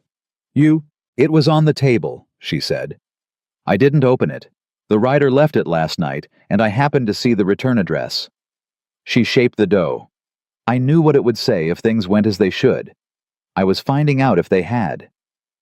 He looked at her for a moment. And they did," she said. "So now you go to Colorado Springs and you sit across the table from Harlan Voss's lender and you present your payment history and your copy of the clause and you negotiate terms that reflect your actual position instead of the position he manufactured." She put the bread in the pan. "Take the ledger, the one I've been keeping. It shows the household operation as a going concern with improving efficiency. Banks respond to evidence of management competence." He stared at her. "You built that ledger for this," he said. "It wasn't a question." "I built it because it's good practice," she said. "That it's also useful now is convenient." It was not entirely true, and they both knew it, and neither of them said so directly, because they were two people who understood that some things were better received when they came sideways. Caleb stood up. He folded the letter. He put it in his shirt pocket. "I'll be gone 3 days," he said. "Colorado Springs and back." "I'll hold the ranch," she said. "I know you will," he said. He went to the door. He stopped there with his hand on the frame, and he turned back, and he looked at her with something in his face that was past gratitude and past recognition, and into territory that neither of them had named yet. "Maggie," he said. She looked at him. He seemed to be deciding whether to say the thing he was thinking about saying. Then he said only, "Don't let Dale reorganize the wood supply while I'm gone. He does it every time I leave and it never makes sense." She looked at him for one long second. "I'll guard it with my life," she said. He almost smiled. He was getting better at that. Then he was gone, and the kitchen was quiet, and Maggie Turner stood at the work table with her hands in the bread dough and felt the particular weight of a place that had come to feel against all her careful intentions, like somewhere she did not want to leave. She pressed the thought down. She had been here before the edge of belonging, the warmth of being needed, the dangerous comfort of a place that was starting to feel like hers. She had also been on the other side of it, the morning when it ended, the carpet bag, the door. So she kept her hands moving, and she kept her heart exactly one step behind her feet, the way she'd taught it. But the bread she made that morning was the best bread she had made since she arrived, and she knew without examining it exactly why. Caleb had been gone for 6 hours when Dale came to find her. She was in the storage shed doing the afternoon inventory count, a habit she had maintained every single day since she arrived, because she had learned that the difference between a household that held together under pressure and one that didn't was almost always the difference between knowing exactly what you had and guessing. She heard Dale's boots on the ground outside, and she did not look up. "Something you need," she said. "Ryder came," Dale said. "From town. Letter for Caleb." She turned then. Dale was holding an envelope with the careful neutrality of a man who had already decided something about its contents and was not ready to say what. "He's 3 days out," she said. "Anything that can't wait needs to be opened." "It's addressed to him." "I know," she said. "But if it's from Voss, or from a legal office, it may require a response before he's back." She looked at him directly. "Open it, Dale. Or give it to me, and I'll open it. But standing here holding it isn't going to help anyone." Dale opened it. He read it once. His face changed. "What?" she said. He handed it to her. It was from a law office in Millhaven, not Colorado Springs, Millhaven, and it was addressed to Caleb Morgan, and it was written in the formal language of legal threat.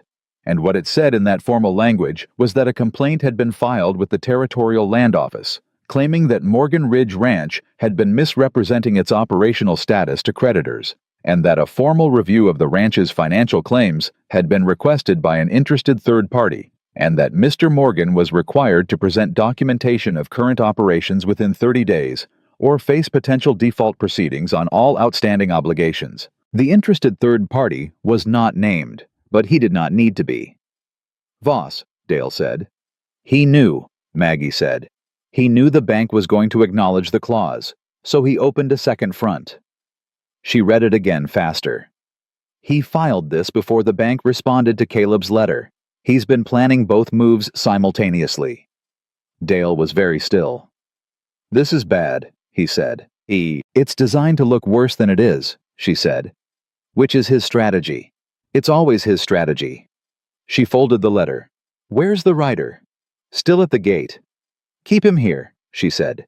"I need 20 minutes." She went to the kitchen. She sat at the table with paper and ink, and she wrote not a letter but a list. Everything she had documented in the ledger since her first day. Every supply transaction, every Alderman farm arrangement, every efficiency improvement, every meal served. 6 weeks of an operation running not perfectly, not without difficulty, but running. Running competently. Running legally. Running with records clean enough that any territorial official who sat down with her books would find exactly what they said they'd find. The complaint required documentation of current operations. She had documentation of current operations. She had been building it since day one, without knowing she would need it for this, and then knowing and building it more carefully. She went back to Dale. "Can you get a telegram to Caleb in Colorado Springs?" she said. "The telegraph office in Millhaven can reach the Springs station," he said. "If he's at the hotel," he said. "Send it," she said. "Tell him about the filing. Tell him the ledger is prepared and ready. Tell him to speak to the lawyer in Colorado Springs about responding to a Territorial Land Office complaint. 30 words or less." She handed him her list. "This is what the ledger contains. The lawyer will need to know." Dale took the list. He looked at it. "You documented all of this," he said. "Every day," she said. "Since I got here." He looked at her for a moment with the expression of a man making a final calculation about something he had been calculating for weeks. "I'll get the writer moving," he said. He turned and then he turned back. "Miss Turner." "Dale." "I'm glad you stayed," he said. "To the doorframe. In the way of Morgan Ridge men." She looked at his back. "Send the telegram," she said, not unkindly, just forward the way she always moved. He went. She sat down at the kitchen table with the legal letter in front of her and felt for the first time since she had arrived at Morgan Ridge Ranch genuinely afraid. Not of Voss. She had managed worse than Voss. Not of the complaint itself, which was a paper tiger built on the assumption that there were no records to contradict it. She was afraid of what happened if this worked.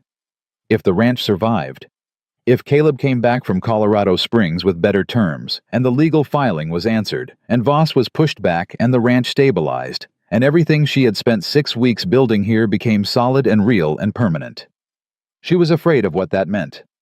Of what she wanted it to mean. She had kept her heart one step behind her feet her entire life. It was a good system. It had protected her from a particular kind of damage that she could not afford to suffer again. But somewhere in the last 6 weeks, her heart had stopped listening. Caleb came back in 2 days, not 3. She heard the horse before she heard anything else, and then she heard his voice in the yard talking to Pete, and then his boots on the path, And then he was in the kitchen doorway, and he looked at her with the expression of a man who had ridden hard and had a great deal to say and was deciding what order to say it in. "You got the telegram," she said. "I got it," he said. He sat down without being invited, which was new. He sat down like a man who had decided he lived here. The lawyer saw the ledger description and said it's exactly the kind of documentation that answers a territorial filing. He's filing a formal response this week. "And the bank. We have a meeting in 3 weeks. Revised terms. The clause holds." He looked at her. "Voss was in the building when I met with the bank officer. He was there for a separate matter, and he saw me come out of that meeting and—" He stopped. I've never seen a man calculate a loss in real time like that. He knew what it meant. "He'll try something else," she said. "Probably," Caleb said, "but not the same thing. He's lost the element of surprise." He looked at her steadily. "You built that ledger for this." "I built it because it was good practice," she said for the second time. "Maggie." She looked at him. "You built it for this," he said again. Not an accusation, just a man who needed the truth spoken plainly. She was quiet for a moment. "I've seen what happens when people don't have records," she said. "To women especially. To people who are easy to dismiss. The only thing that stands between what's true and what someone powerful says is true is documentation." She looked at the table. "I document everything. It's not strategy. It's survival." He was quiet for a long moment. "What happened to you?" he said quietly. "Before here." She looked up. "I mean, you know how to do this. You know how to read contracts and document operations and manage budgets and anticipate what a man like Voss is going to do. You didn't learn all of that from cooking." She looked at him for a moment. Then she looked at the window. "I had a situation," she said, "before Kansas City, a family in Nebraska who hired me to manage their household. I was there 2 years. I thought—" She stopped. Reordered. The husband decided to sell the property and relocate without telling the wife, and the wife found out when the buyer arrived at the door. I was the one who'd been managing the household accounts. When the wife contested the sale, he claimed the accounts had been mismanaged, that records were falsified. She was very still. "I didn't have documentation. I had memory, and memory doesn't hold up against a man with a lawyer." Caleb said nothing. He waited. "I wasn't charged with anything," she said. "There wasn't enough to charge me. But there was enough to dismiss me. And the talk spread to the next county before I did. So the next situation I found was smaller than I'd been in, and paid less, and was already disposed to see me as a liability." She looked back at him. "That's how it works for women like me, Mr. Morgan. One bad story told by the right person, and the hill just gets steeper." "And you rebuilt anyway," he said. "I rebuilt because stopping wasn't an option I was interested in," she said with the flatness of someone stating a plain fact. He looked at her across the table. He looked at her the way he had been looking at her for 3 days before he left with the thing that was past gratitude and past recognition. And now it was closer and clearer, and she found she could not entirely maintain the distance she usually maintained. "I need to tell you something," he said. Her heart did the thing she'd told it not to do. "When I saw you step off that coach," he said, "I had already decided, before you spoke, before you told me to show you where to start." He held her eyes. "I had already decided I was going to send you back. I had the letter half written in my head." "I know," she said. "I'm telling you because you deserve to know it said plainly, not implied, not softened." He did not look away. "I looked at you, and I saw everything I thought was wrong about the arrangement, and I was going to fix it by making you leave, and I was wrong. Not just about the ranch. I was wrong about you." She held very still. "Everyone thinks that first," she said. It was what she'd said to him that first day, and she said it again now, not to deflect, but to acknowledge that this was a thing she knew, had always known, had built her life around knowing. "That's not absolution," he said. "Me being like everyone else isn't absolution." "No," she agreed. "It isn't. I'm not asking for it," he said. "I'm just saying it. Because I think you've spent a long time being in situations where people didn't say it, and I don't want to be one of those people." She looked at him for a long moment. Something shifted in her chest. Not cracked shifted. The way ice shifts in late spring when it begins to admit that the season has changed. "You're not?" she said quietly. He reached across the table and set his hand flat on the wood between them, not touching her, just present, just there. "Whatever this is," he said, "I want you to know you're not in it alone, whatever that's worth." She looked at his hand. "It's worth something," she said. "It's worth quite a lot, actually." Neither of them moved for a moment. Then she stood and picked up the coffee pot because there were things she needed a moment to put back in order, internal things, and she had learned that movement helped with that. "You should eat," she said. "You look like a man who didn't sleep and forgot about food." "I forgot about food," he confirmed. "Sit there," she said, and she made him a plate from what was on the stove, and he ate it at the kitchen table while she cleaned up around him, and the kitchen held them both in its warm and practical light, and it was one of the most ordinary moments she could remember in recent years. That was what made it extraordinary. The formal response to the territorial filing went out from the Colorado Springs law office 4 days later. Maggie sent copies of the relevant ledger pages with it. Not the originals, she kept those, but clean copies made in her clearest handwriting, organized by category and date. The Territorial Land Office, according to the lawyer's follow-up letter, had received the response and indicated that the documentation was thorough, and the complaint appeared to be without substantive foundation. Without substantive foundation. She read that phrase 3 times, and then she folded the letter and put it in the ledger where it belonged. Dale came to find her that afternoon with a look that was as close to pleased as she had seen on him. "Heard from Caleb about the territorial response," he said. "Good news," she said. "Good news," he agreed. He stood at the kitchen door with his hat in his hands, which she had come to recognize as his version of a significant emotional moment. "I owe you an apology, Miss Turner." She stopped what she was doing. "For the first week," he said. For what I said to Caleb. About standards. About appearance. I said things that were..." He stopped. Tried again. "I was wrong about you. I was wrong about what you were worth. And I said things, some of them loud enough for you to hear, that no person deserves to hear." He met her eyes. "I'm sorry." She looked at him for a long moment. She had received apologies before. Most of them were performances, the apology designed to make the apologizer feel better, to close a transaction, to move past something without having to sit in it. Dale Pruitt's apology was none of those things. It was the apology of a man who had thought about something carefully and decided honesty was more important than comfort. "Thank you," she said. "I accept it." He nodded, turned to go. "Dale," she said. He turned back. "For what it's worth," she said. "I understood where it came from.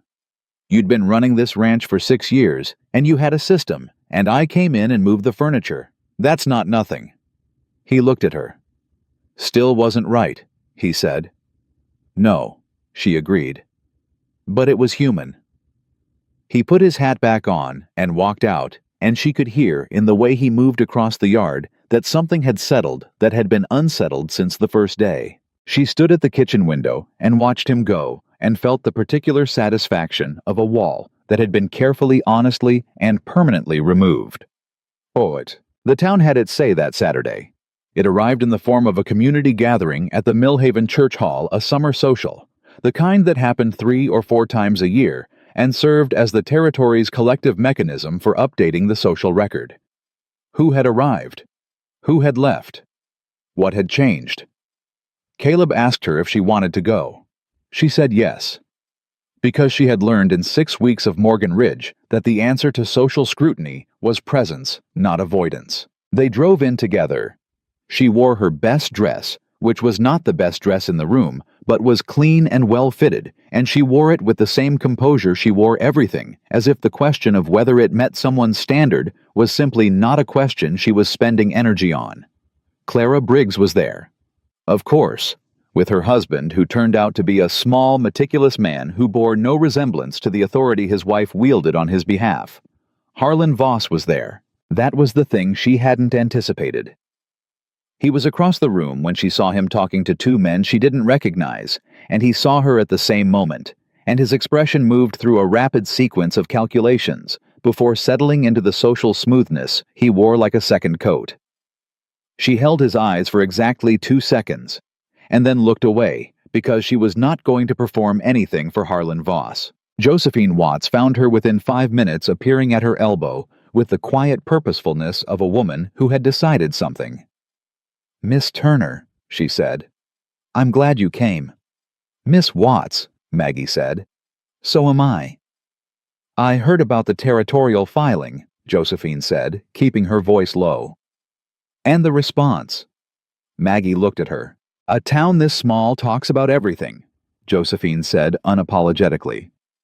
"What I also heard from the banker's clerk, who is my cousin, which is useful, is that Mr. Voss's complaint was determined to be without foundation, which means he spent legal money and goodwill on a move that failed."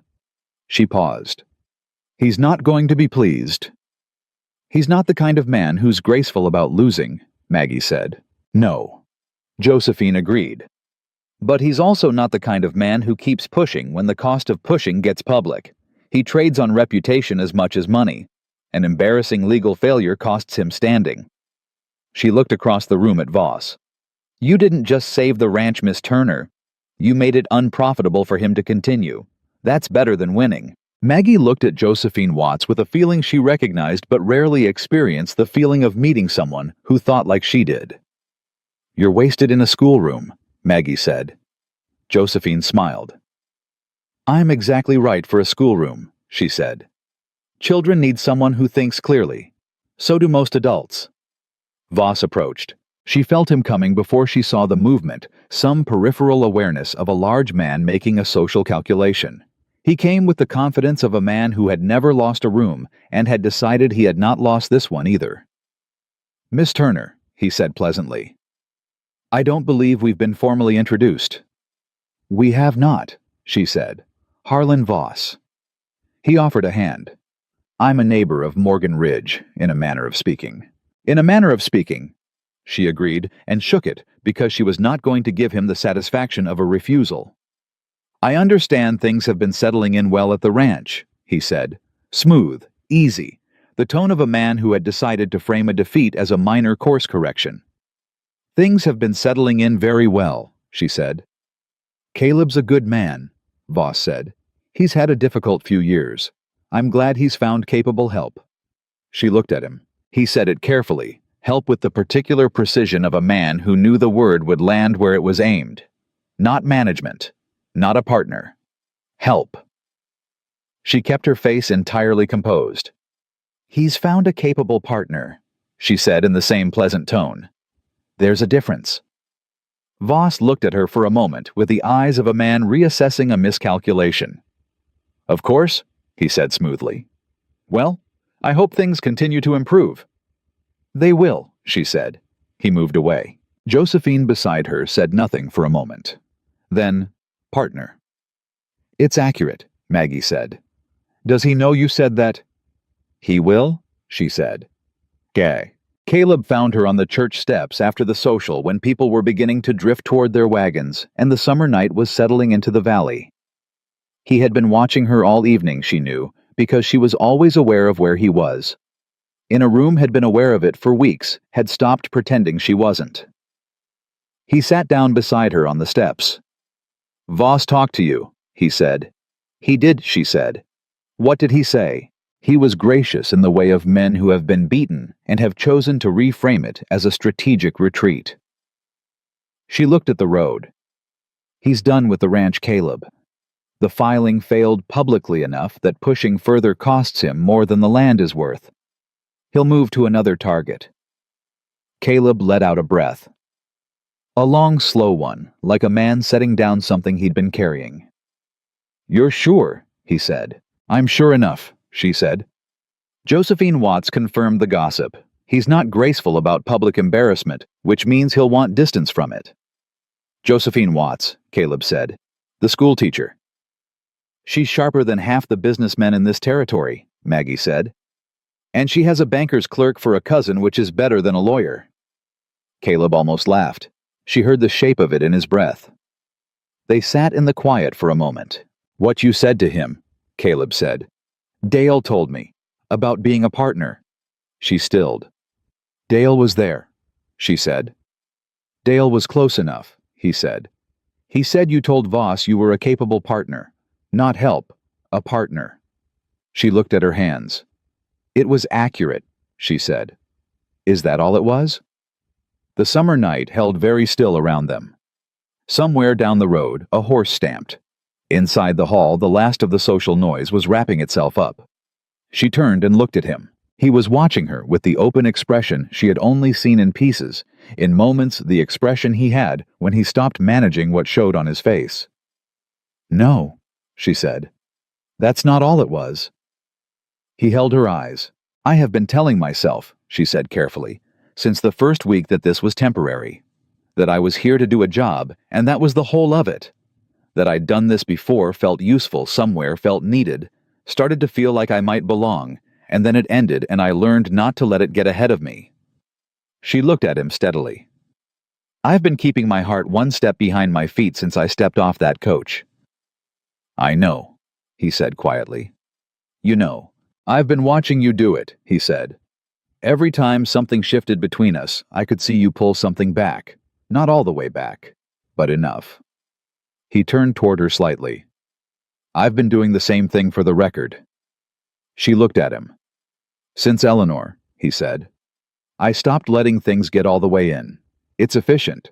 It keeps you functional. He looked at his hands. But it gets real quiet after a while. Yes, she said. It does. A silence. The real kind. The kind with weight. I'm not asking you for anything you don't want to give, he said. I know what the original terms were. I know what you agreed to. I'm not rewriting that without your word on it. She looked at him for a long moment. What are you asking? She said. I'm asking if you want to stop keeping your heart one step back, he said. With me, here, on this ranch that you've held together with better sense and more grace than I had any right to expect from anyone. He looked at her directly. I'm asking if you'd like to stop being temporary. The night held. She thought about the carpet bag, about the letter in its lining, about every kitchen she had run and left every place that had felt like possibility until it didn't. She thought about Hap Greer and his empty bowl and Pete Lacey and his memory of Sunday pork roast in Missouri and Dale saying, I'm glad you stayed to a doorframe, and Caleb riding back 2 days early because he had things to say and couldn't wait 3 days to say them. She thought about the ledger she had built. She had built it knowing what she was building and why, and she had built it anyway, and she had been right to build it, and that rightness had saved something real and solid and worth saving. Caleb, she said. Yeah, he said. I'd like to stop being temporary, she said. He was still for a moment. Then he reached over and set his hand on top of hers, where it rested on her knee. Not a grasp, not a performance, just a warm and steady pressure. And she turned her hand over and held it, and they sat on the church steps in the summer dark, with the valley spread out below them, and neither of them said anything else for a while, because some things didn't need more words than they'd already been given. She had spent 32 years earning her way into places that didn't keep her. This felt different in a way she did not yet have language for. But she had learned in 6 weeks on Morgan Ridge to trust what the evidence showed rather than what she feared. And the evidence was sitting beside her with his hand in hers on a Tuesday evening in August, not asking her to be anything she wasn't, not looking past her, not performing anything at all. She let herself feel it fully for the first time. She let her heart catch up to her feet. And in the morning, she knew there would be bread to make, and a ledger to update, and a supply order to calculate, and 6 men to feed, and a ranch to help run. But right now, there was just this. The night and the steps, and the hand in hers, and the quiet that had at some point without her fully noticing, stopped being empty. She had been a woman who moved through the world carrying everything she owned in a bag with a twice-repaired handle. For the first time in longer than she could remember, she thought she might put the bag down. She put the bag down that night. Not literally. The carpet bag was still in the corner of the room she'd been given. Still packed the way a woman packed who had learned not to unpack entirely. Still with the letter in the lining. But when she woke the next morning and crossed the yard to the kitchen in the early dark, something in her body was different. Some readiness for departure that had been living in her muscles for years had gone quiet overnight. She noticed it the way you notice when a sound you've stopped hearing stops entirely, an absence that reveals how constant the presence had been. She made coffee. She started the bread. She listened to the ranch wake up around her, the bunkhouse sounds, the horses. Hap's particular morning cough that he would deny having if anyone mentioned it, and she let herself feel without pulling back from it that this was hers. Not owned, not permanent in the way that defied all risk, but hers in the way that a place becomes yours when you have bled for it and fed it and held it together with your hands while it was trying to come apart. Caleb came in at 5 o'clock. He looked at her across the kitchen with the look of a man checking that last night had been real and not something his tired mind had assembled from wanting. She looked back at him steadily. "Coffee's ready," she said. He sat down. She poured. He wrapped both hands around the cup the way he always did, and for a moment neither of them said anything, and it was the most comfortable silence she had sat in for as long as she could account for. "I want to talk about the terms," he said. "Which terms?" "The original ones," he said. "The ones we set at this table 6 weeks ago." He looked at her. "I think they need revising." She looked at him over her own cup. "What did you have in mind?" she said. "I had in mind that a woman who saved this ranch from a predatory land grab while managing a supply shortage and 6 men's worth of meals probably deserves better than a household manager's wage and an open question at the end of it," he said. He set it to the table in the Morgan Ridge way, but then he looked up and held her eyes. "I had in mind something more permanent." "Permanent," she said. "I'm not a man who says things I don't mean," he said. "I'm asking you to marry me, Maggie. Not because the advertisement said so, and not because the ranch needs it. Because you're the most capable, clear-headed, decent person I've met in longer than I can name. And because last night on those steps, I felt something I thought I'd permanently lost the ability to feel, and I'm not interested in being careful about it anymore." The kitchen held very still. She had imagined this moment, in the way she imagined things she was afraid to want, at a controlled distance, theoretically behind glass. The actual moment was different. It was plainer and more solid and far more frightening than the imagined version, because the imagined version couldn't hurt her, and this one could. She set her cup down. "You need to understand something first," she said, "about what you're asking." "Tell me," he said. "I am not easy," she said. "I don't mean difficult in the way that requires managing. I mean I have opinions, and I will say them, and I have a way of doing things that I believe in, and I will defend it. And there will be mornings when I am not warm, and evenings when I am tired past talking, and years when the ranch goes hard, and I will work through all of it, but I will not perform contentment I don't feel." She looked at him directly. "I've been in situations where a woman like me was wanted for what she could provide and tolerated for the rest. I'm not available for that arrangement." "I know," he said. "You know it now," she said. 6 weeks in with the good still outweighing the difficult. I want to know if you know it when it gets harder than this." He was quiet for a moment. "I watched Eleanor get sick," he said. "For 14 months I watched someone I cared about get smaller and harder and further away, and I stayed because that's what you do when something is real, and I would do it again without hesitation." He looked at her. "I'm not afraid of hard, Maggie. I'm afraid of empty. I've had 3 years of empty, and I know which one is worse." She looked at him for a long time. Then she said, "Yes." Just that. One word. He looked at her. "Yes," she said again, clearer. "I'll marry you, Caleb Morgan, under the condition that the terms we negotiate are equal ones and neither of us signs anything without reading it first." He made a sound that was somewhere between a laugh and a breath. "Agreed," he said. "And the ledger stays mine," she said. "The ledger was always yours," he said.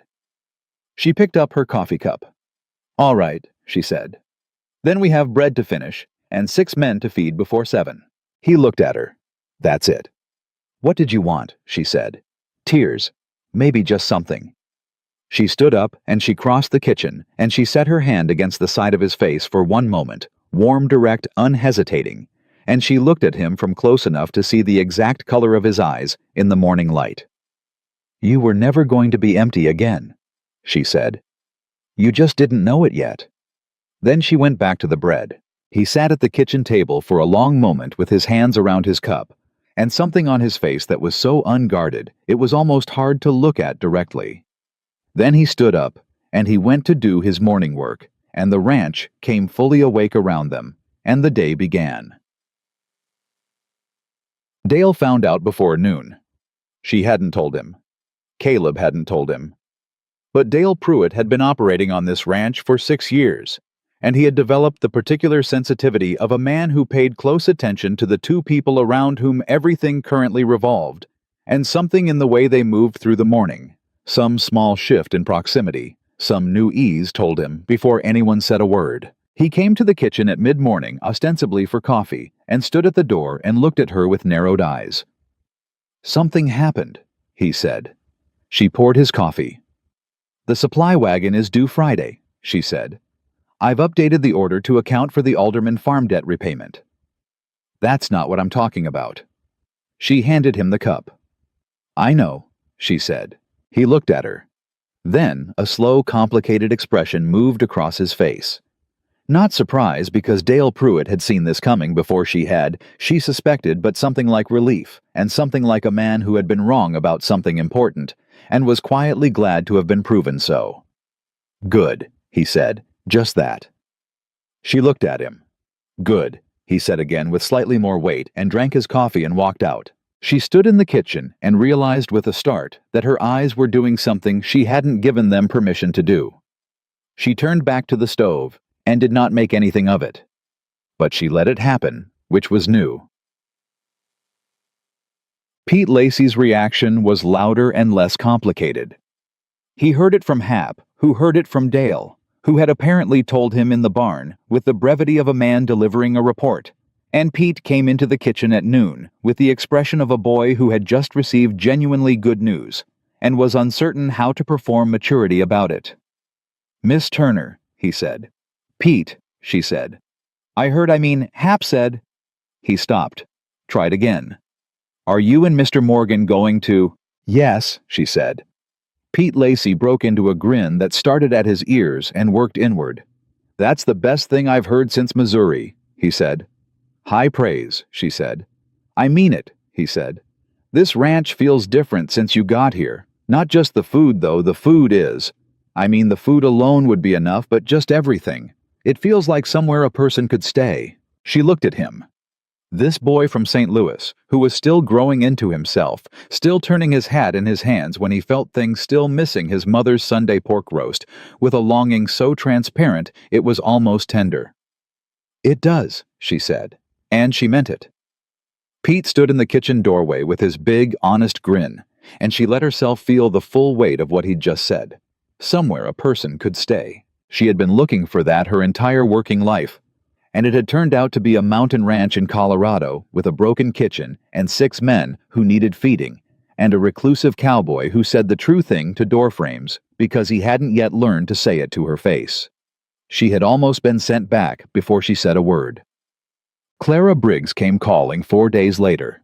Not to the ranch, she sent a note which arrived with the Friday supply wagon, and which was written in the careful social language Clara deployed when she was navigating something she hadn't anticipated and needed to appear gracious about. She had heard, the note said. She was pleased, the note said. She hoped they would be very happy, the note said. And she would very much like to call at the ranch when convenient, as she felt it was important to extend proper welcome to those new to the community. Maggie read it twice, showed it to Caleb, and said, "She wants to see it for herself." "Should I tell her not to come?" Caleb said. "No," Maggie said. "Let her come. She's going to talk either way. Better she talks about what's true." Clara arrived the following Tuesday with her daughter and a covered pie dish, which was the social equivalent of a white flag, in a territory where food was the primary language of goodwill. She came into the kitchen yard and looked around with the assessing eyes that Maggie now recognized as Clara's primary mode of existence, and she found a kitchen yard that was organized a vegetable garden that had been brought back from near ruin by 6 weeks of Maggie's systematic attention, a household that ran with the quiet efficiency of a place that had been properly managed, and a woman standing in the middle of it all who looked, as Clara would later tell Josephine Watts in the confidence of a revised opinion, like she had been there forever. Miss Turner, Clara said. She extended the pie. Apple. From our own stores. Thank you, Maggie said, and took it. Come in. She brought them in and gave them coffee, and the conversation they had was entirely different from the one they'd had in Clara's back room 6 weeks earlier. Not because Clara was different, she was essentially the same woman, careful and status-conscious, and community-minded in ways that were sometimes useful and sometimes not. But because the thing she had come to evaluate had already declared its own result, and Clara Briggs was at her core a woman who respected demonstrated outcomes. The ranch looks well, Clara said.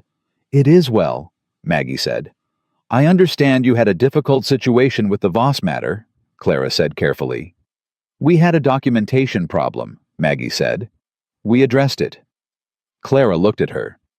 You addressed it, she said with a particular emphasis. Caleb and I addressed it, Maggie said. Together. Clara was quiet for a moment. My husband says, Clara said slowly, that the way that complaint was answered, the quality of the records, the speed of the response was not the work of a household that was struggling. He says it was the work of a household that was being run by someone who knew what they were doing. Your husband is kind, Maggie said. My husband is accurate, Clara said, and something in her posture shifted. Not a full rearrangement, but a degree or two the way a compass needle adjusts. I was not generous when you first arrived. I said things that were, I allowed my assumptions to shape what I said. Maggie looked at her over the coffee cup. You did, she said pleasantly. Clara held her gaze.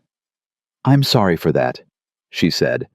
For what it's worth, from someone you have no particular reason to think well of. Maggie thought of Dale in the kitchen doorway, thought of Hap and his empty bowl, thought of how long it sometimes took people to get to the honest thing, and how much it mattered when they did. It's worth something, she said.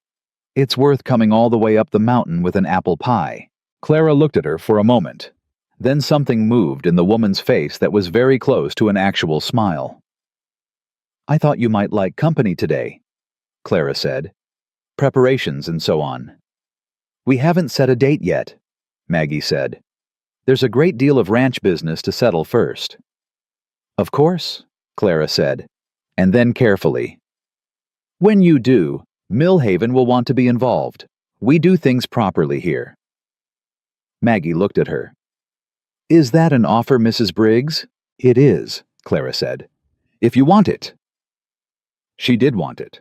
She wanted it in the specific way of a woman who had spent her life arriving as an outsider and had stopped believing she would ever be anything else, and here was a community imperfect and gossipy and status-conscious, nevertheless extending something real. I'll let you know when we have a date, Maggie said. Good, Clara said, and finished her coffee. And when she left, she was already composing. Maggie knew the version of this visit she would tell at the next social. And for the first time, Maggie thought that version might actually be accurate. The bank meeting in Colorado Springs happened 2 weeks later, and Caleb came back with revised terms that were workable, not comfortable, not easy, but the kind of tight that a well-run operation could manage over time, which was all she had asked for, and all they needed. He came back in the afternoon, and she was in the kitchen garden when she heard the horse, and she straightened and turned, and he rode through the gate and dismounted and looked across the yard at her, and the look on his face told her before he spoke.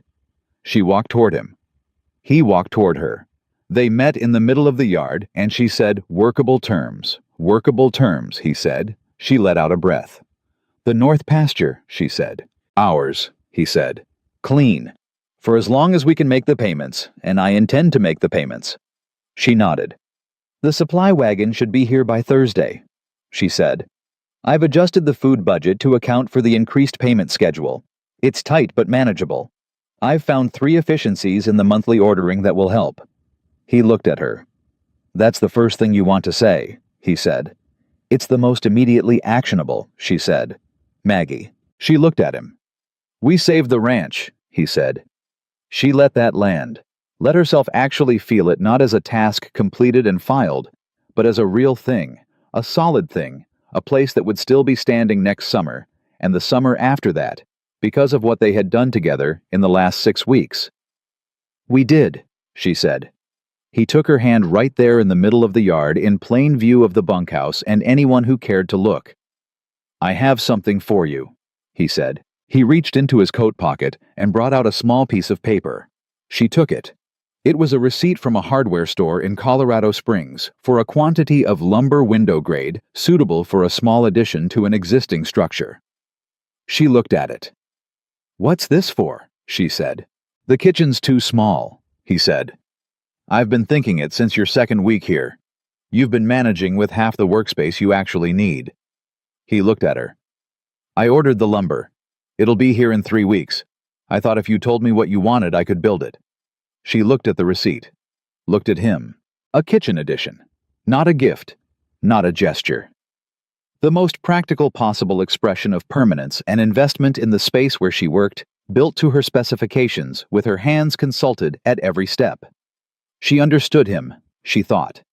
She had come to understand him almost completely, the way you came to understand someone when you watched them closely and paid attention and stopped assuming. He said love the way this land said things through action, through labor, through building something that would last. "I'll draw up the dimensions," she said. He smiled, a full one, not almost. She had been collecting those for weeks, and she was not done collecting them. The twist came from the direction she had least expected. It came from the letter in the lining of her bag. She had not thought about it in weeks. She had been too busy, too forward-facing, too occupied with the present tense to look backward. But on the night before they rode to Millhaven to speak to the minister about a date, she was moving things in her room and the bag fell from the shelf and the lining seam gave way and the letter slid out onto the floor. She picked it up. She had not read it in 4 months. The last family, the Nebraska situation. The letter that had told her in the language of careful legal distancing that her services were no longer required, that questions had arisen about the management of certain accounts, that they wished her well in future endeavors. She sat on the edge of her bed and held it. In the morning, she was going to ride into Millhaven with Caleb Morgan and speak to a minister and set a date. And she was going to stop being temporary. And she was going to build a kitchen addition and run this ranch and grow something real in a place that was hers. And this letter was from a version of her life that had tried to define her by its ending. That had tried to make her into the story of what she'd been accused of, the unreliable woman, the poor, fit the person who didn't belong. She sat with it for a long time. Then she stood up, crossed to the lamp on the table, and held the letter to the flame. She watched it burn. Not with anger, not with drama. With the quiet deliberateness of a woman who had decided that certain things did not deserve to travel any further than they already had. When it was gone, she set down the ash and washed her hands at the basin and went to bed. She slept through the night for the first time she could remember in years. The morning they rode to town was clean and dry, the kind of late summer Colorado morning that made the mountains look like they'd been painted fresh overnight. She wore her blue dress. Not the worn traveling one. Caleb had come back from Colorado Springs with a package. She hadn't asked for fabric good quality, deep blue enough for a proper dress. She'd made it herself in the evenings over 2 weeks, and when she put it on this morning, it fit the way things fit when they'd been made for the specific person wearing them. She came out of the house and Caleb was at the wagon, and he looked at her and stopped moving. "That's new," he said. "You brought the fabric," she said. "I didn't think you'd have it ready already." "I made time," she said. He helped her up to the wagon seat, not because she needed help, but because he was a man who offered it without making it about capability, which was a distinction she had come to value enormously, and they started the road to Millhaven. Hap was in the yard as they passed. He raised a hand. Pete was at the fence line. He grinned the Missouri grin and tipped his hat. Dale was by the barn. He looked at them and gave a single nod, the Dale Pruitt equivalent of a standing ovation. She watched the ranch fall away behind them as the wagon crested the first ridge. Watched it from over her shoulder, the collection of buildings and fences and fields that had been in various states of barely holding together when she arrived and was now still imperfect, still hard, still requiring every competence she had genuinely alive. She had done that. They had done that. But she had been the first one to say, "Show me where to start," and the ranch had taken her at her word, and so in time had everyone in it. Caleb reached over, without looking at her, and set his hand on top of hers, where it rested on her knee, and she turned her hand over and held it, and they rode the mountain road to Millhaven in the kind of quiet that didn't need filling. Josephine Watts was coming out of the post office when they rode in, and she saw them together on the wagon seat and understood immediately what the morning meant, and she looked at Maggie with those clear, clever eyes and raised one eyebrow. Maggie nodded. Josephine pressed her lips together in the expression of a woman suppressing a larger reaction out of respect for dignity and said only, "About time." "We moved at a reasonable pace," Maggie said. 6 weeks from a hostile reception to a trip to the minister's is not a reasonable pace, Josephine said. That's practically a sprint. Caleb looked between them with the expression of a man becoming aware that he had underestimated the complexity of the friendship that had formed without his direct involvement. "I like her," he said to Maggie. "I know," Maggie said.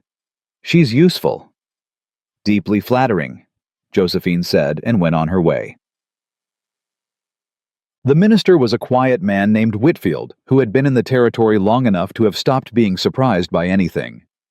He shook Caleb's hand. He shook Maggie's hand. He looked at them both with the professional assessment of a man who had married many people and had become expert at identifying those who would persist. 3 weeks' notice needed for the church, he said. "Or I can do it here at the house with witnesses if you'd prefer something smaller." Caleb looked at Maggie. "The church," she said.